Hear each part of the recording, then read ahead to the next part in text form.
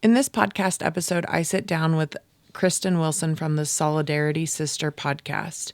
She is an amazing woman, mother, human being. Oh my gosh, all the knowledge that she pours into this episode about parenting her 8 children is just amazing. She talks about how to love your kids where they are and to parent, and how a lot of us actually parent from a place of fear. And we deep dive into talking about responsibility of the parent and their role, and then the child's role and what is their responsibility and what they need to take ownership of. We sometimes lose sight of all the goodness that would happen when we do parent from a place of fear, and all the opportunities that we would miss out on or could miss out on if we limit ourselves in our parenting roles. She really is in a moment, I would say a season actually of courage right now, not just in her parenting journey, but in her journey in life. And she talks about how God shows up for us in the middle of the hard. And I just truly, from the bottom of my heart, this episode pulls on my heartstrings. And I feel for Kristin right now. And she's so brave and so courageous and so strong in how she's showing up for her kids. And truly, the act of parenting is such a selfless love. It's an unconditional love. It's such a gift. And she says, truly, even though she's in this hard season right now, she would do it all over again, for the sake of her kids. And so I hope you enjoy this episode as much as I did recording it and having this conversation with such a beautiful soul. And please help me welcome Kristin to the podcast.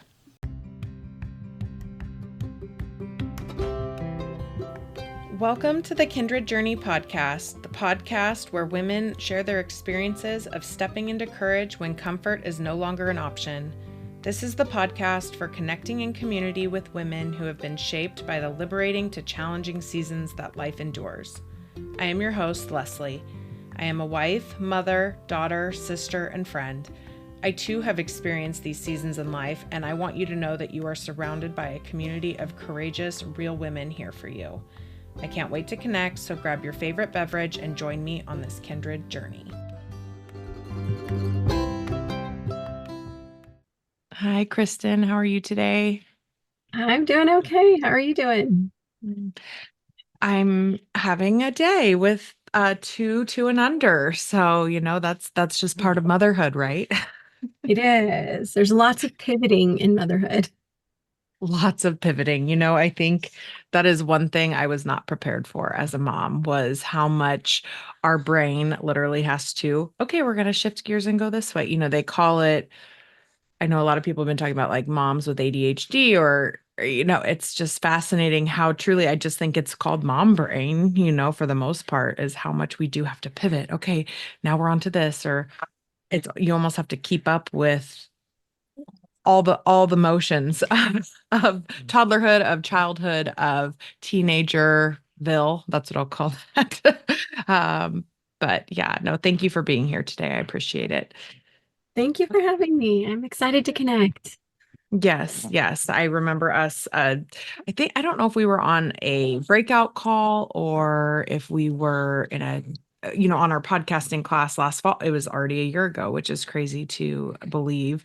I just remember you opening up and sharing your story on, I think you were maybe actually called to the hot seat on one of the last calls or something, and it just spoke to me. And so I've been wanting to connect with you for a while, so I'm glad it's working out.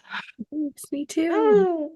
And I know a little bit about you, and I've had a chance to listen to your podcast, and you be a guest on some other of our co members podcast. Maybe you could just share with the listeners a little bit about yourself.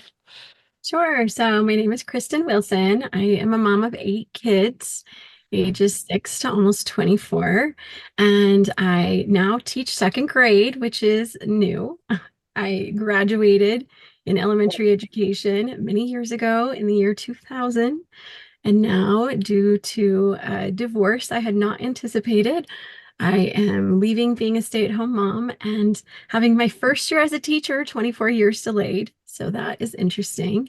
I'm also the host of the Solidarity Sister podcast, where we really have a goal of empowering women with tools for connecting in community.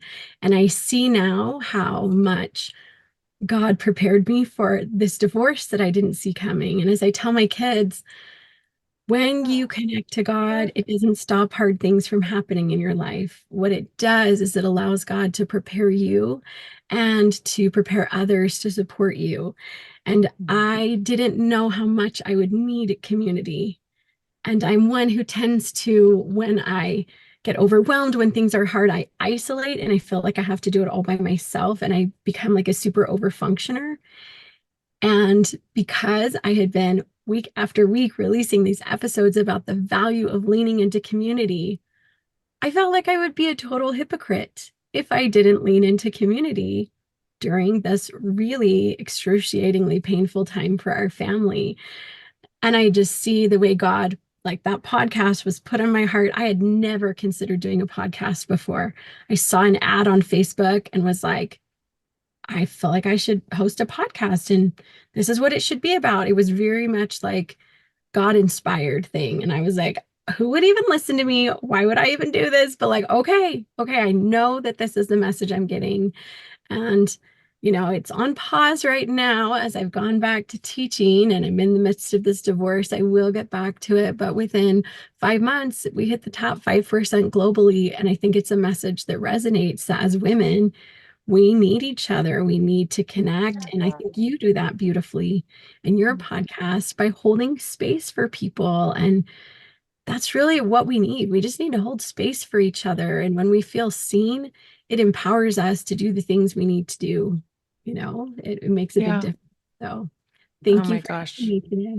Of course. No, thank you so much for sharing. So much of what you have just shared resonates with me to the core because I've been in moments and seasons of hard, and we're stepping into courage when comfort is truly no longer an option is part of life, like you said. And I love what you're illustrating for your kids, and I hope you see what a beautiful example that you are leading by for them with this season of hard that you weren't, like you said, not expecting. So thank you for just and yes, to hold the space. Community, connection and community is so important, and I appreciate the space that you've created for women, because I remember you sharing, I don't know why I'm doing this podcast, and and here you are, and you're embracing, as hard as it is, you're truly embracing that. So thank you. And yes, this is a space where your story is honored, sacred, and respected. So please, thank you for showing up and having the courage to be vulnerable and to share your story, but also to know that what you share here is completely honored. And I just want to hold the space for you to share your story. Well, thank you. I appreciate that. Yeah.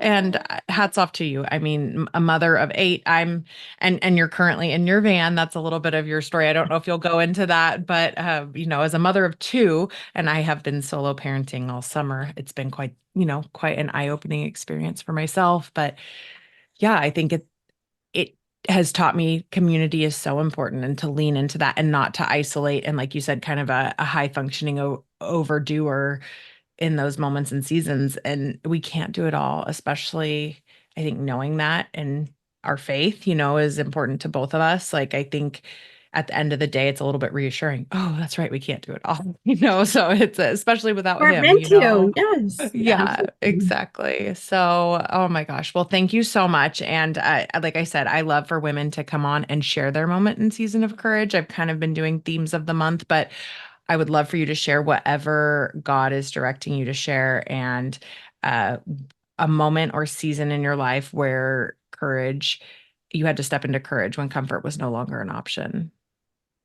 Absolutely. Well, I think I'm in it. I'm in the thick of it. And I love how, you're relating this month to parenting. And I think there have been a lot of moments where I've had to step into courage in parenting over comfort. I think back to when my oldest daughter, I'm very devout in my faith. And it's because it's what I wanted. I was raised in this faith. My parents, my grandparents, it has been passed down through our family. I'm a member of the Church of Jesus Christ of Latter-day Saints, and I have pioneer history, that people that came for the faith from Denmark, from England, they came and ultimately settled in Utah. A lot of them, I grew up in California. My family had moved on there. And then I have this daughter who, when she's 14, says, I don't I don't think I want to go to church anymore, but I have to because I'm the oldest. And I said, I don't really have an answer for that. Can you give me a couple of days and let me pray about it? Because I was this kid who, I read all of the standard works and all of the scriptures. I'd read the whole Bible, the Old and New Testament, before I was 12.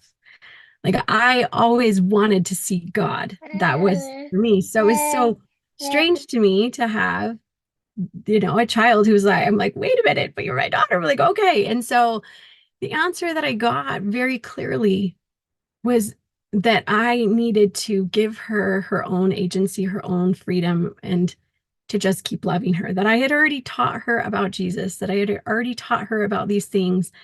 And so I went back to her and I said, okay, I'm not going to make you go to church. And she said, well, what are you going to tell the other siblings? And I said, well, I'm going to pull them all together. And I did. And I said, Kate needs a break from church right now. And I don't know how long that will last. And we're just going to love her like Jesus would, whether she goes to church or not. And I'm still going to keep going. And I hope you'll come with me every week. But, this is where we are. And then we didn't make a big deal about it. And she came back at one point. She left again. She isn't active in any faith right now. But now she is a gifted musician. She lives an hour away from me. She's almost 24. And I've gone to hang out with her at the bar where she's done open mic. And then she's like, they're like, you should play open mic. So I went and I played keys and sang, and she played her guitar and her friend played the drums. But I was singing like Lauren Daigle because I was like, I really only do Jesus music. So I'm like, can I bring a little Jesus to the bar? So I did. And we're so connected. And because I've been able to have those kinds of experiences with not just her, but with my other kids, some of parenting, a huge part of parenting is learning to just love your kids where they are, because they all come so differently. I have these 8 kids that are unique personalities, and it's learning to see them where they are and accept them where they are and what's different about them. And it's hard because you think they might be like you, but actually most of my kids are actually not like me. They're like, you know, they there's some combination, and they're just themselves.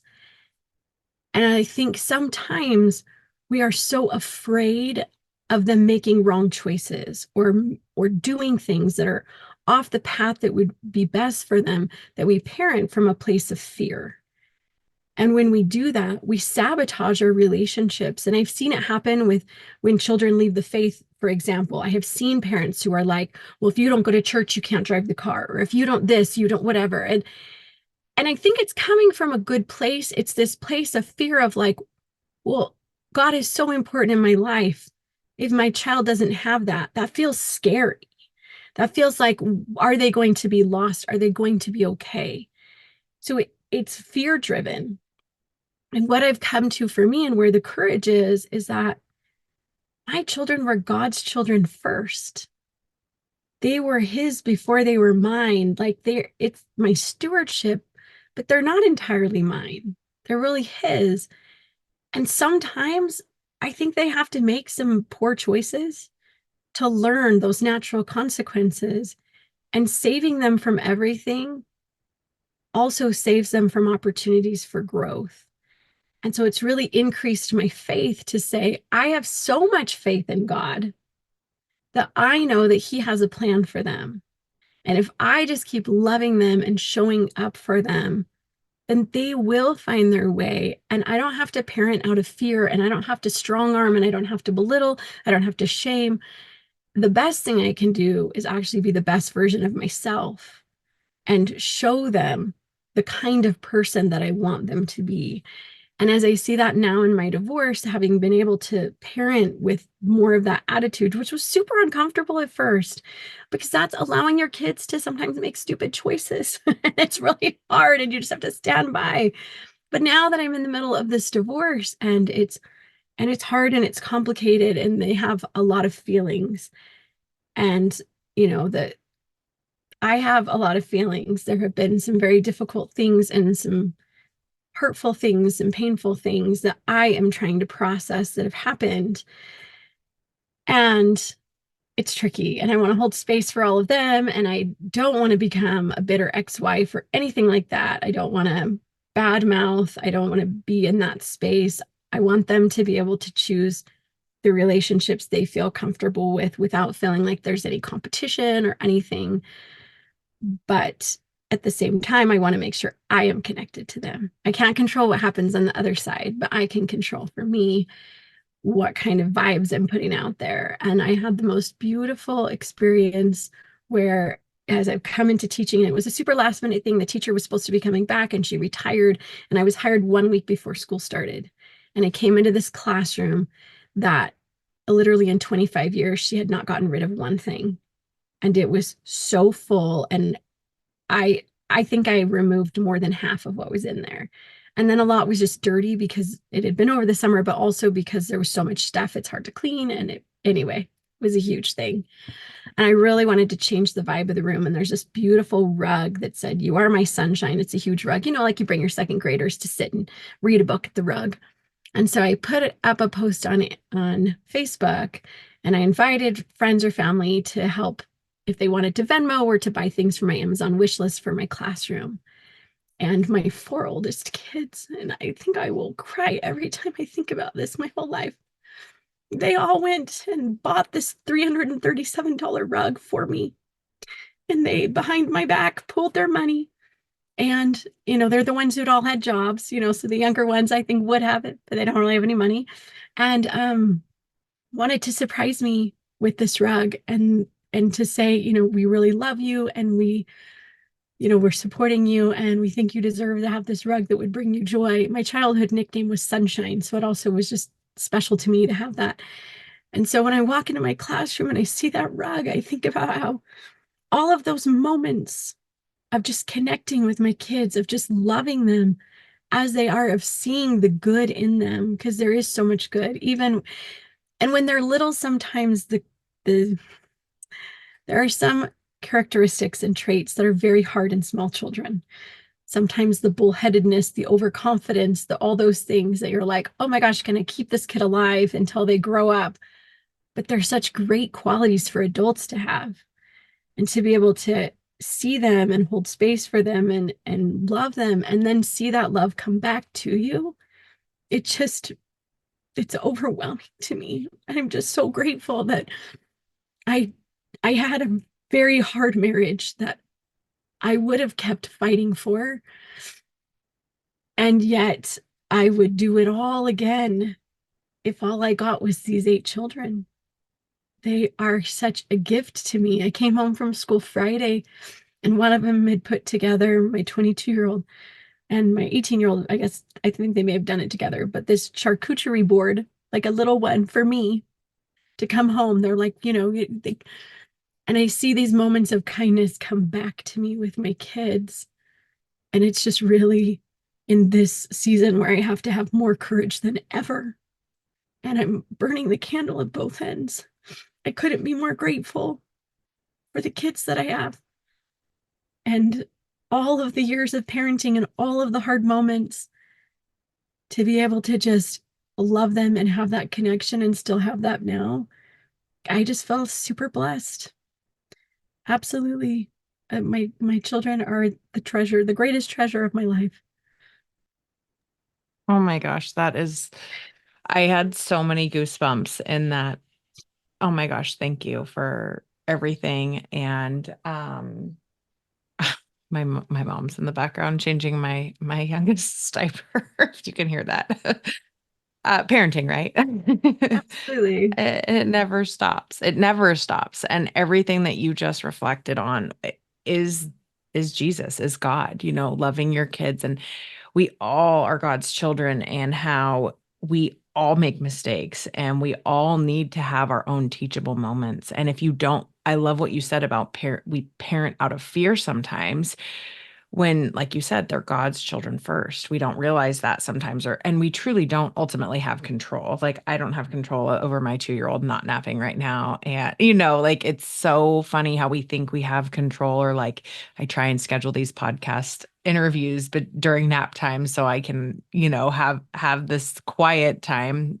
That's there's no, like you said, there's no such thing of that when you're a parent. So I just love how beautifully said everything that you just shared, because you're in it, and to have that kind of optimism and outlook right now, and all, like you said, to see the kindness, to see those daily deposits coming back to you from your children, like, you're a good mom, and you're a good parent, and you're a good human being. And why something not so great is happening to you, it's part of his greater plan for you, as hard as that is to realize.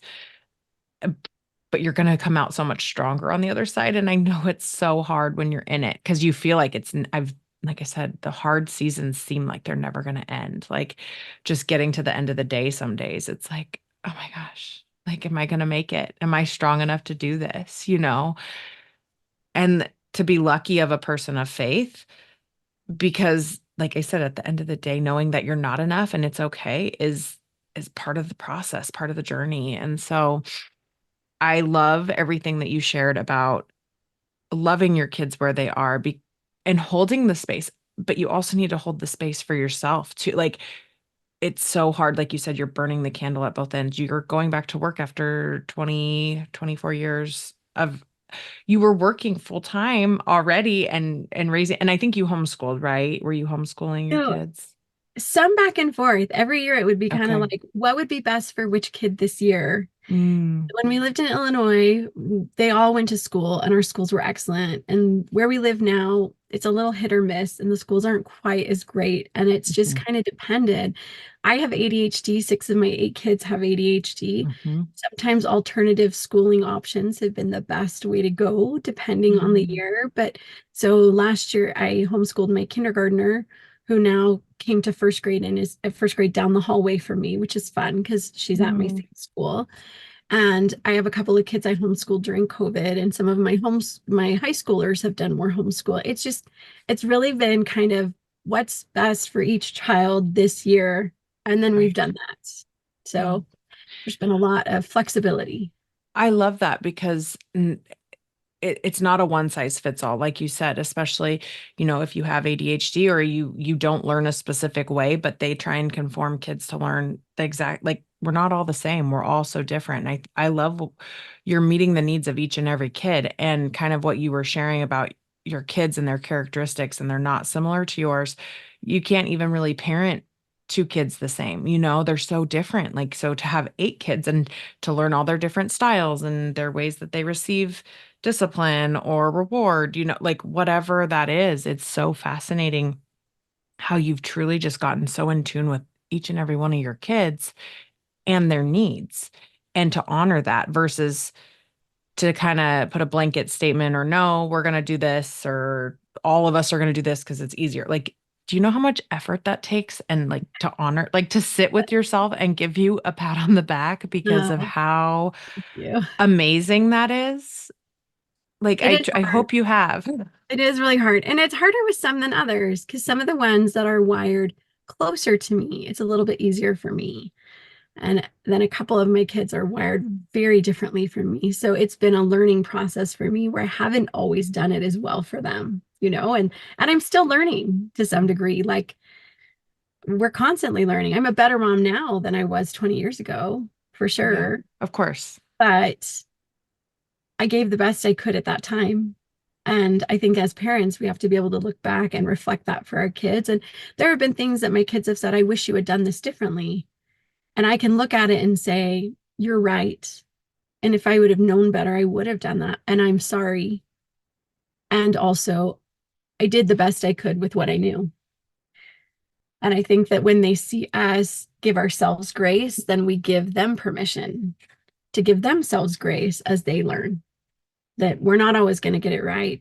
And it's okay. But what do you do about it when you got it wrong? How do you take responsibility and how do you learn from it? And so we're still modeling good behavior for them, even when we have dropped the ball, which I totally have. because I'm human and we all mess up all the time. We are all human. And like you said, we're constantly learning and developing and learning new parenting ways. And I think, like, kind of what you said, how you leaned into your daughter and love her where she's at and going to uh, the bringing Jesus to the bar. I love that, and just loving her and just being there for her as her mom. And like you said, you've raised your kids and what you've believed, and like, but they're at their own free will. That's our free will, right? To believe what we want to believe. And I think, like what you said, you want to be kind and not bitter, and like you have clear boundaries around about how you want to move forward with your role as a mom and as an ex-wife, and and that's, I mean, I can't imagine. You're so dang tough. um you're so strong, and I hope you see that, and I know, I just want to commend you for that. And I think God, like you said, I don't know why I'm starting this podcast, but I'm doing it. And I think also abiding in Him even when it's hard, or knowing something's going to be difficult, is even harder. Like, why am I? You take the why out of it. Just, okay, Lord, I'm going to do this. But I think also with something that you said earlier, is like, you're leading by example. I think I shared this. I was on a podcast the other day. I was like, I just want to raise kind humans, and I want to do lead by example, not do as I say, not as I do. Because you could have handled that situation with your daughter so differently. Like, no, well, we're going to church. This is what we do.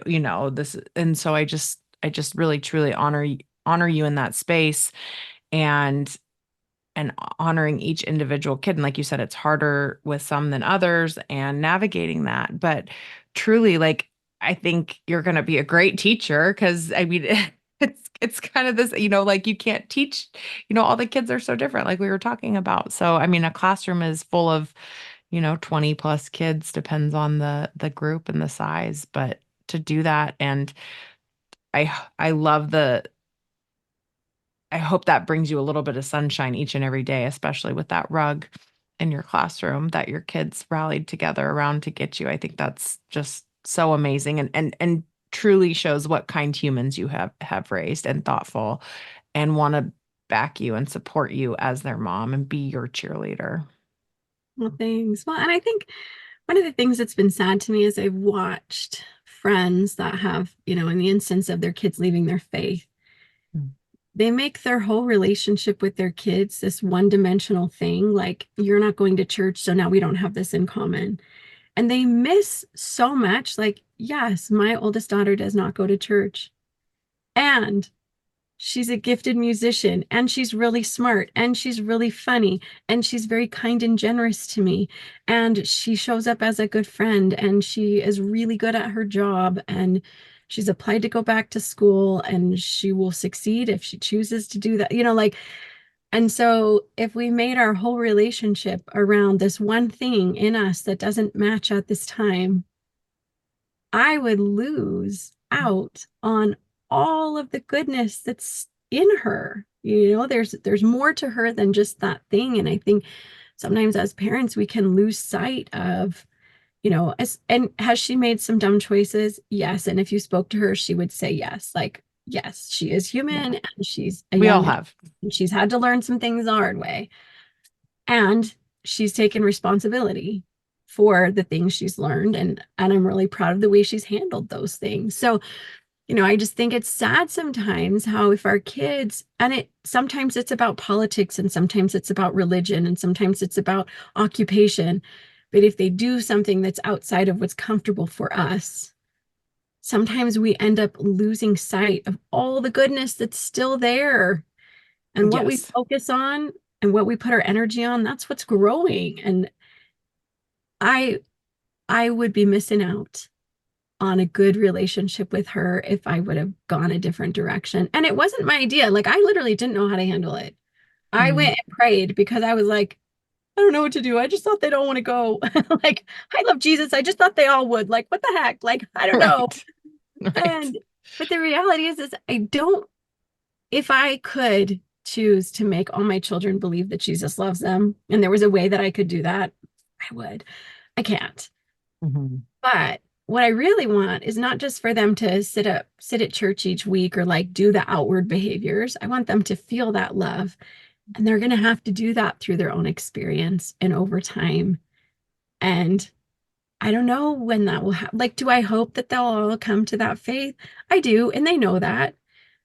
But they also know that I love them, even if they don't, that I just Mm-hmm. love them as they are. And there are times that even it's been, hey, will you pray for me? Which I think is like kind of fun where I'll be like, well, like, okay. But also I would love you. I would love to. And also I do anyway. I still Right. pray for all of them all the time. It's not, something. So I, in the end, I've really just come to be more and more grateful for keeping the relationships that we have with our kids at the forefront. And even in this divorce, it was my idea. I mean, I did say he is the one who wanted the divorce, and I said I would really like you to have the minimum custody. So we looked it up in the statute because I have been 100% the primary caregiver. I really think that's the least disruptive for them in this situation. And it may be different in different families, and I wouldn't even try to pretend, that I know what's better for another family. But in my family with my children, that is the best for them. And I suggested he comes every other weekend and I actually leave the home, which is called nesting, if you've never heard of it before. And for my part, I hate it. I hate leaving my house every other weekend. It also means I never have a chance in my house to do the projects or catch up on the things when my kids are gone. It means that every other weekend, I'm trying to figure out where I'm going to go and where I'm going to sleep and how that's going to work for me. Every other weekend, I'm coordinating that. But it also means that my children go to bed in their own beds every single night. And they never have to pack a bag to go see the other parent. And they never have to worry about if they can still play with the friend next door, but they can't because they're somewhere else. Or, they don't have to go to two different church congregations because it's every other weekend. They get to have their home base. And that's again where that, like, even doing the divorce with the lens of parenting, like, this was not their fault. They've done nothing wrong. How do we do this in a way that is the least disruptive for their lives?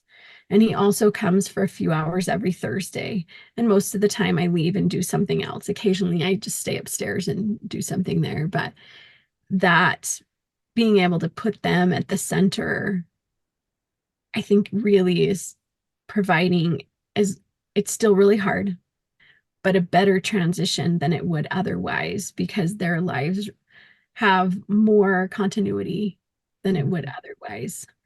And it's hard. It's uncomfortable for me, that courage over comfort. It's the courage to do Right. what's best for the kids. Mm-hmm. Not comfortable for me, but that's again where the community has come in. And I've had friends that have hosted me, and I've stayed with my oldest daughter a couple of times and just been grateful for people who have reached out and wanted to provide a place for me. And I'm super grateful to have the robust community that I have. And I see, wasn't sure if I will share this because I'm going to get really emotional, but this weekend I hadn't planned ahead as well as I usually do, and I didn't know where I was going to go. And last night there wasn't a place that I'd pre-planned, and I didn't want to call anyone last minute. I just felt bad, and I was trying to figure out what my best options would be. And I just had come to this plan that I was going to sleep in my car overnight. And there's a truck stop not that far from, 8 minutes from where I live. And I thought I could just pay to shower there and I'd go to church this morning. And I wasn't going to tell my kids because I didn't want them to feel bad, or my friends, because if I had reached out better, but I just couldn't. And in my prayer yesterday, I said, this is my plan. And if there needs to be another place, then I need someone to invite me. Like, I just can't. And so I ran into my neighbor yesterday and she said, "Where are you staying tonight?" And no one ever asks that. But I said, well, I really hadn't figured it out. And I ended up staying with her mother-in-law, who's also a friend of mine and lives around the corner. And it just was another testimony to me that in the middle of the hard, God sees us and he hears our prayers. And that I would pray, if I'm going to stay somewhere else, someone's got to invite me because I just can't right now. And then someone did. And it was so gracious of them and so kind of them. And just another reminder that we can be the instruments of God, like we can be God's hands. That's what they were. God inspired them to do these things because I prayed, and that God is continually working for our good. And I think that as I've had some of those experiences over this time period and I share them with my kids, it's a reminder to them like, hey, like God shows up for us, Mhm. even in the middle of the hard, in these small ways, and we're going to be okay. And I told them, like we may not have seen this divorce coming, but God did. He's already put into place everything that we need. We don't know what those things are yet. I don't know what it's going to look like. I can't tell you, but I can tell you that God already planned for this and we're going to be okay. And we are going to be okay. And it's hard. It's in a time of transition, but there is still a lot of love in our home. Mhm. And there's still an underlying peace in our home. And we're pulling through. Yeah. Oh my gosh. Kristen, I just want to take a minute and like I wish I could hug you in real life right now and just hug you till you're not needing a hug anymore because I truly believe that like you said, God shows up for us in the hard and he answered your prayer by your neighbor asking, like you said, nobody asks that. And I think that is something to remember when you're in a moment or a season of hard is like he's got me. It's going to get a little bit rocky and bumpy for a bit, but we're going to pull through. We're going to come out of this. But thank you for sharing. I just I normally launch episodes on Thursdays, and this week it's been a full week, and I'm just like, I just feel like this is serendipity time, like, it's God's timing, I guess. With you coming on and sharing your story and just moms especially being heavy on my heart right now and parenting. And I just want you to know that like you've built your awareness around community and how important it is for a reason. Because look at everybody that's going to come and take care of you during this time of hard, through God. God's coming to you through these people in your community that you've built that. You did that. And so I just wanted to take a minute to sit with that and share that because that's an amazing story. And thank you for sharing. Thanks. And I guess I should correct myself. Usually people don't ask that. There have been a few people that have asked, Okay. like, where are you staying? But it's Sure. usually like a general, like, oh, where do you go on those weekends? Not Yeah. like, where are you staying tonight? And it's already like, 7 o'clock at that point. That Yeah. was the usual part where Right. usually it's already and and she just stopped at the stop sign and she said, I just felt like I should stop. And Mm. so Yeah. yeah, it was God does provide for us. And I do feel like one of my daughters, I've cried a lot as people have done kind things for us or brought dinner or delivered groceries or done whatever the things. And I'm like, people are just so good and they're so good to us. And my 11-year-old said, Mom, you have been doing nice things for people your whole life. And I have Mm. taught my kids, I learned from my mom, who was the greatest anonymous giver I've ever known. If they passed her on a sign up sheet to take dinner to someone in church, she would never want to sign it because she always wanted to do it quietly. But the number of dinners and visits and things that she bought for people, did for people, and she taught us to do that. But I'm so comfortable being the giver. It takes courage to be the receiver. Yes. It is more uncomfortable to be the receiver and to learn that. But to see, she's Mom, you've been doing things for people for all these years. Of course they want to do things for you. And I Mm. thought, okay, well, maybe I'm passing that on that my mom gave to me. I can pass that to my kids because there's so much value in serving each other. My favorite part of any musical I've ever seen is in Les Mis at the end, where it says, to love another person is to see the face of God. Mm. And I think that is where we see God the most. It's Mhm. when we're loving someone else where they are, where they're loving us where we are. that's where we see God really made manifest, like in our reality. Yes. Yeah. And I think there is something and I'm going to totally butcher this, but God is such a giver. Jesus was a giver, but he was also a receiver. He showed us how to receive. But like I totally agree with what you said as far as giving is so much easier than receiving. And to sit with that is very uncomfortable, at least for me too. I've very much been more of an actionable doer, but to also just like sit back and receive and see all the blessings that just kind of come in, it's a very amazing thing to do. And you just sit there, just be ready to receive, because sometimes we're not ready to receive and our blinders are on and we can't see what he's willing to give us. And so I think that was a very beautiful touch point as well. Something I would like to just circle back on. You talked a lot about, like, mostly with your daughter, just that example. I'm sure that all kids you've had experiences with, like, as far as like giving them the responsibility to make choices, even if they're not so great ones, to have those teachable moments to learn from it. And you said early on is like about we parent in fear, parenting from a place of fear. How does that sit with you? How have you exercised that muscle over the years, as far as like, okay, God, I know this is going to be uncomfortable for me to sit with. I know they're making a bad choice. I've made bad choices that my mom had to, stand by my side and hold my hand and say, I love you unconditionally.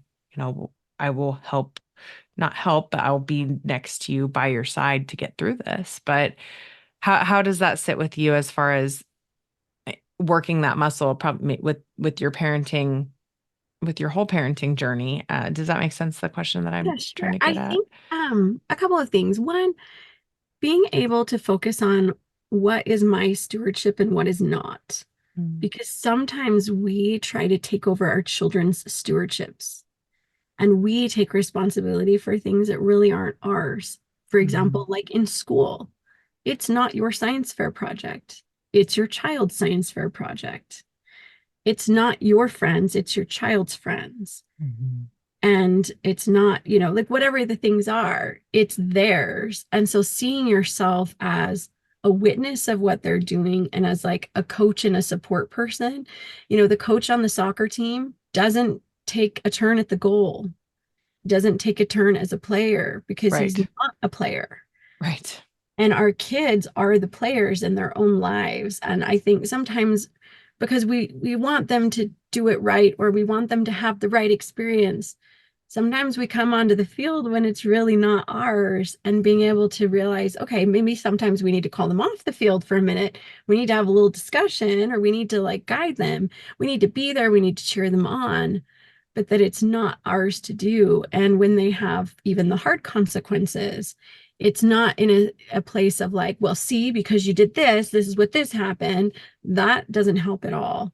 But to say, I see these consequences are hard for you. I'm here for you while you figure this out. Mhm, I read a book a long time ago that had some really great strategies. And one of them, it talked about using the good neighbor policy. It's like if your kid wrecks the car, you approach them the same way you would if your neighbor crashed into your car, right? mhm, Hey, I see that you hit my car. I'm wondering what you're going to do about the damage. You're not yelling, you're not berating, you're also not giving them a pass. You're keeping them accountable, but you're doing it from a good neighbor place and being able to say, okay, so this thing happened, how are you going to handle this? Well, I don't know. But would you like some ideas? No? Okay, well, you let me know when you figured it out. Or yes, okay, here are some things that might work. Let me know if any of those work for you. Giving them as much accountability as we can and seeing them from a capable standpoint. Because when we do too many things for them, the message they get, the message we think we're giving is, I am serving you, I am helping you. The message they're receiving is, my mom thinks I'm not capable of doing this. mhm, And they need to feel capable of doing things. When they're in elementary school, I really help a lot navigating when they have an issue with the teacher, but trying to teach them how to handle it themselves. But sometimes I step in. By the time they're in high school, I almost never reach out to a teacher. But if they have an issue, I'll help them write the email or I'll help them figure out what to say. But I've already been to high school. This is their turn. And one of my kids later came back and said, I'm so glad you helped us know how to work with our teachers because I had an issue in college, and I had to reach out to my professor and I knew just what to do and just what to say. I knew how to handle that by myself. Whereas I have friends that have taught in higher education that there are parents reaching out for their college kids, Mm, which is mind-boggling to me. right. And that means also that your kid feels like they're not capable of doing it themselves. So I think that just keeping that lens of like, where is your lane? You're there to guide, you're there to direct, you're there to be an example, but you are living your own life and this is their life. And they need to have the space to do it and that you see them as capable of figuring it out. Hmm. And then they Yeah, will. They will. I love that. I love just like you said, you're I love how you said I'm a steward, and it is my job to equip them for the real world.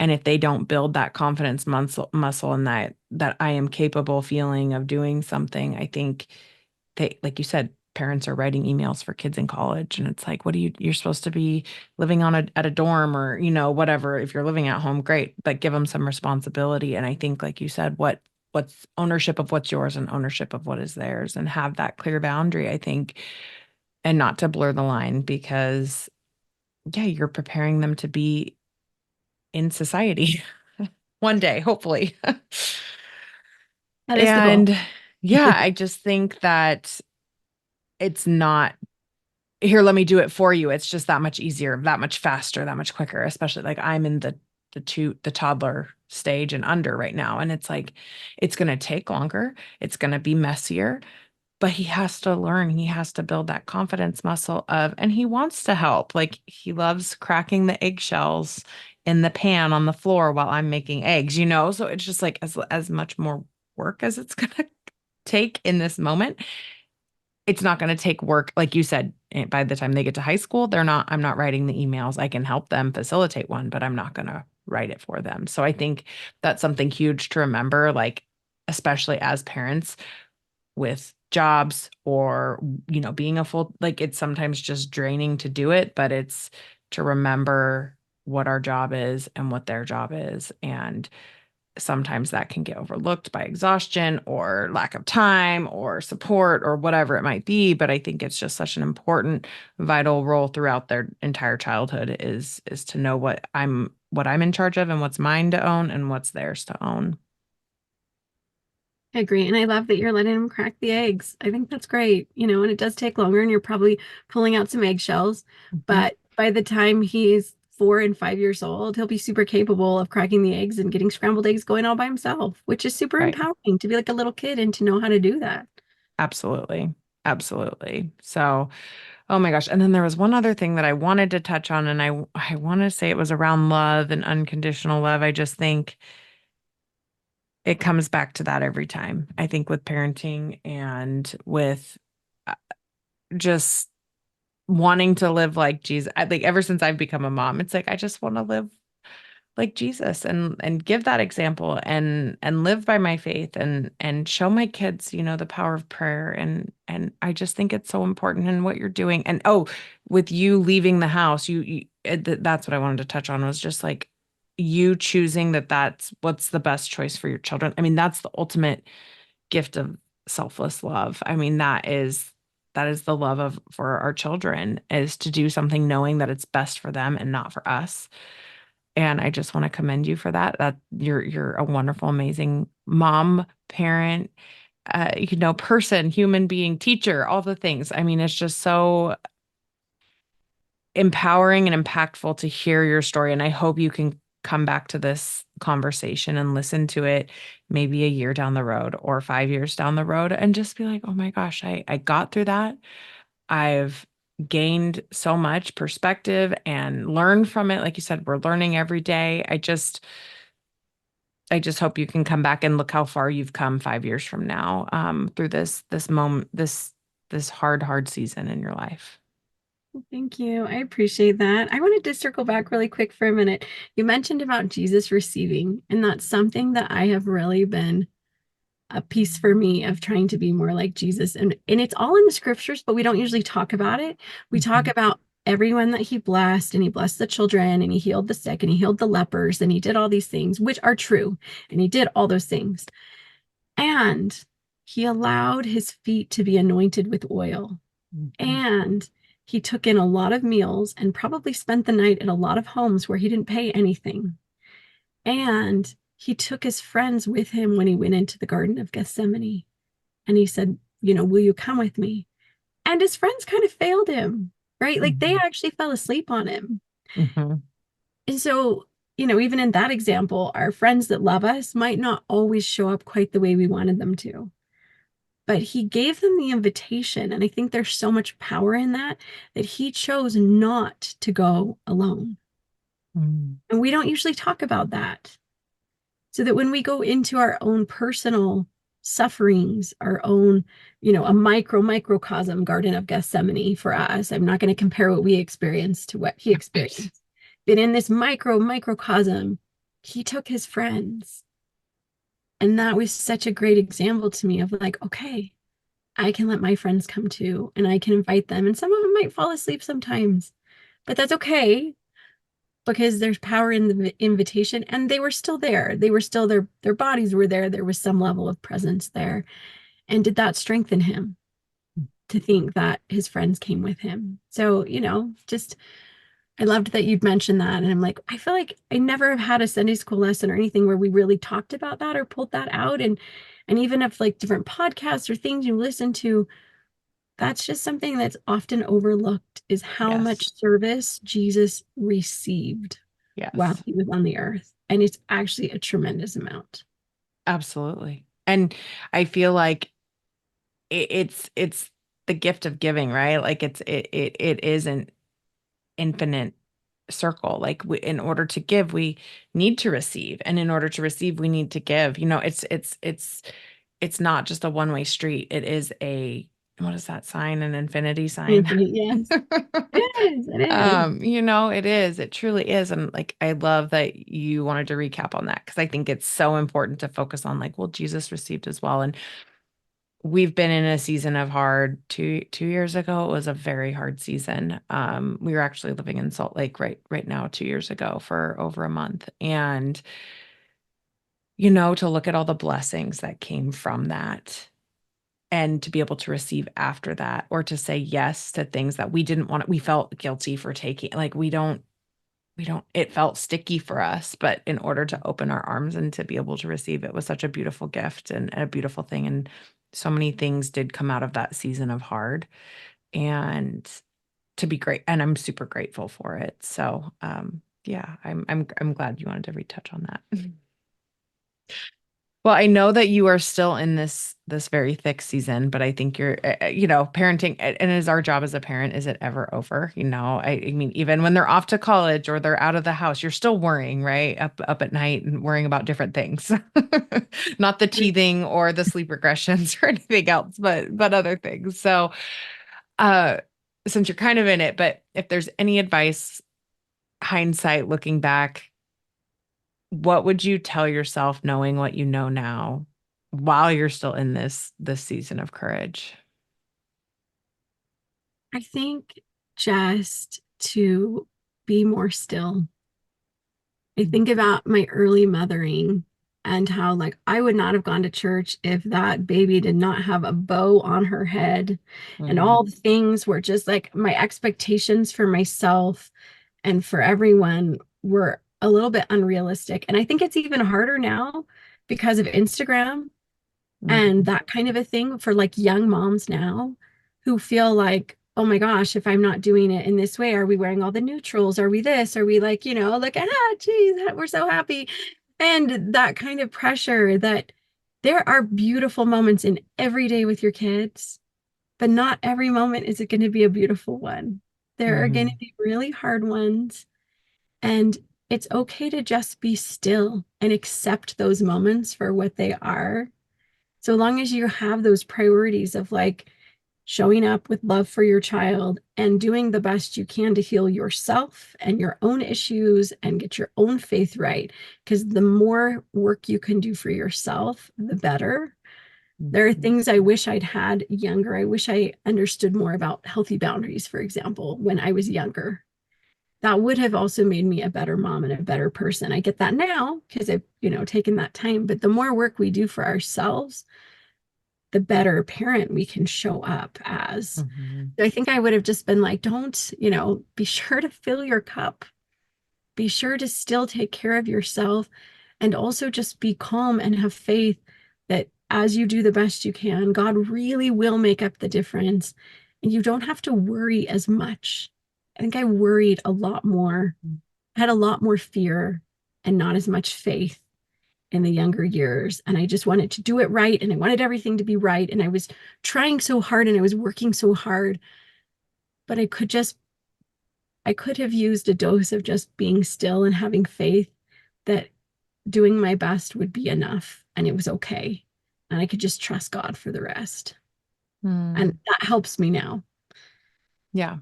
Oh my gosh, that's so amazing. It is true, right? I feel like it's actually like, it's kind of like, I think the being still or just be still is also like receiving. I'm just gonna full circle this because I feel like all you have to do is just sit there and receive. And sometimes you just need to sit there as unproductive in quotes as it feels. Sometimes you just need to sit with God and sit in silence. And something I've been trying to do lately, like as a grounding practice in the morning, is just sit there and drink my cup of coffee and then do my devotional in the morning. And I'm like, okay, what does it taste like? Is it kind of hot? Just kind of sit there with the mindfulness and then be able to start my day. And in that silence and solitude, it really truly does go further than we probably think it does, and how we don't make time for it. So I do appreciate, and I think that it mirrors the receiving. Sitting and being still and receiving is very similar. So thank you for that. I took lots of notes because you're a very much seasoned mom compared to myself, and the boundary thing definitely rang true to me. So Kristin, if you wouldn't mind just sharing with people where they could find you, where they can connect with you, where they can join your Facebook community, I'd love for you to share Yeah, that. thanks. So, my podcast is Solidarity Sister, and it has an exclamation. And in my graphic, it's pink. There's some women, and then there's a bus. You mentioned I've recorded all of my episodes from inside my 12-passenger Nissan bus because that's the only quiet space with 8 children and 3 dogs, and 7 children still living at home. So there's that. There's the podcast, which is on hold for the moment, but I promise I'll get back to it because it really does fill me. Then I also can be found on Instagram, and it's solidaritysister.Kristin Wilson. And on Facebook, it's the Solidarity Sister podcast. And then I do have a Facebook group, which I have not been super active in recently, but at some point I will go back in and revitalize that. And when the new season's coming, that would be a good place, to reach in. And that's Solidarity Sister with Kristin Wilson. And I can send you all those links so people can find them in the show notes. Awesome. Perfect. Yeah, I'll be sure to include everything. And thank you so much. I know you said the podcast fills you up. That this is my passion project too, especially this is why I started it. I'm in motherhood. I can't connect and have social time like I once used to be able to. And so I hope this conversation filled your cup as much as it did mine. So thank you. It did. Thank you so much for having me. It was really great to get back into podcasting, even just for a minute. Yeah. Awesome. Well, thank you. Thank you for joining me and listening to the Kindred Journey podcast. If this episode resonated with you, please consider taking the time to rate and review the podcast and share this episode with family and friends who you think might enjoy it. Your positive feedback helps me reach more courageous women like you. This is my passion project, so without you, I wouldn't be here doing this, and I deeply appreciate your support. Until next time.